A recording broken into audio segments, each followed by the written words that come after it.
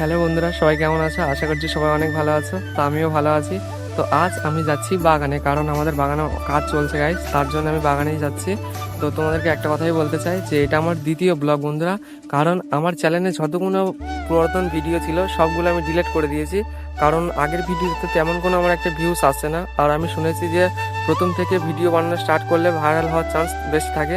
তার জন্য গাইস আমি ফের প্রথম থেকে ব্লগ বানানো স্টার্ট করছি, আর এটা আমার দ্বিতীয় ব্লগ বলতে পারো বন্ধুরা। আর হ্যাঁ, তোমাদের কাছে একটা কথাই বলবো যে এই ভিডিওতে বন্ধুরা যদি 30K ভিউস আসে তো তোমাদের সবাইকে একটা গুড নিউজ শোনাবো। তো চলো আমাদের বাগানেতে, আজ বাগানে কী কী কাজ হচ্ছে চলো তোমাদেরকে দেখাই। তো ভিডিও শেষ পর্যন্ত দেখতে থাকো বন্ধুরা। চলো ফাইনালি চলে এলাম বাগানে, দেখতেই পাচ্ছ। তো এই মাথা থেকে ওই মাথা যতদূর দেখতে পাচ্ছ গাইস, এটাই হলো আমাদের জমি। তো এখানেই আজ দানা বসানো হচ্ছে, মানে ঝিঙে গাছে শশা গাছে দানা বসানো হচ্ছে, কারণ বর্ষাকালে গাইস এইগুলো বেশি চাষ হয় আমাদের এখানে। আর তোমাদের এখানে বর্ষাকালে কী চাষ হয় সেটা অবশ্যই বলো। তো আমাদের এই বাগানটাও ট্র্যাক্টর দিয়ে চষা হচ্ছে, কারণ বাগানে প্রচণ্ড ঘাস হয়েছে। তো ঘাস থাকলে গাইস দানা বানা বসানো যায় না, কারণ ঘাসেতে বিরাট বড় বড় সাপ পোকামাকড় থাকে।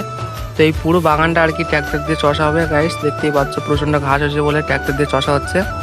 তো সবটা চষা হয়ে গেলে তারপরে গাইস দানা পচানো স্টার্ট হবে।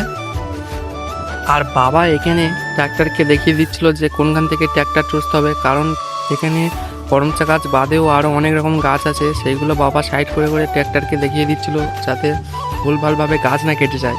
আর আমার মা এদিকে দেখো কি করছে, পুঁই শাক ডাঁটা আর কুমড়ো গাছের ডাঁটা কেটে দিচ্ছে বাড়ির জন্যে, খাওয়ার জন্য গাইস। আমার তো কুমড়োর ডাঁটাতে মাছের জল খেতে খুবই ভালো লাগে, আর তোমাদের কেমন লাগে অবশ্যই জানিও। দেখতে পাচ্ছ আমার মা এখানে বেঁধে দিচ্ছে এইগুলো। তো চলো তোমাদেরকে দেখাই যে আমাদের আর কি কি বাগান আছে। আর বন্ধুরা আমাদের বাগানের এক পাশে ছোট্ট পেয়ারা গাছ দেখো, কত সুন্দর একটা পেয়ারা ধরেছে আমাদের এইটুনি গাছে। তো দেখো বন্ধুরা একটা কত বড় পেয়ারা ধরেছে এই টুনি গাছে গাইস, প্রচুর পেয়ারা ধরেছে, তার মধ্যে একটা পেয়ারায় ডাঁসা হয়েছে। তো দেখতেই পাচ্ছ এই পেয়ারাটা গাইস ডাঁসা হয়েছে কত। তো আরও ধারে ধারে পেয়ারা গাছ আছে, ওইসব গাছগুলো ধরেছে গাইস। তো তোমাদেরকে দেখাচ্ছি, আর চলো তোমাদেরকে বাগানটা আগে দেখাই। আর বন্ধুরা দেখতেই পাচ্ছ যে এখান থেকে ওই মাথা পর্যন্ত যতদূর দেখতে পাচ্ছ বন্ধুরা, এটা হলো আমাদের ঢেন্ডি চাষ। প্রায় 1.5 বিঘে মতো জায়গায় ঢেন্ডি চাষ আছে গাইস। তো দেখতেই পাচ্ছ এ মাথা থেকে প্রায় এ মাথা পর্যন্ত সবই পুরো ঢেন্ডি গাইস। আর গাছে ঢেন্ডিও প্রচুর ধরেছে, তো আজ ঢেন্ডি তোলা হবে।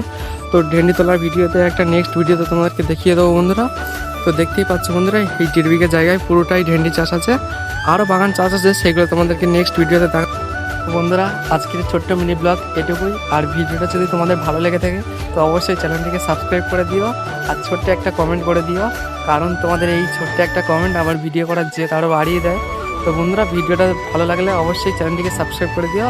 তো সবাই ভালো থেকো, সুস্থ থেকো, টাটা, বাই বাই।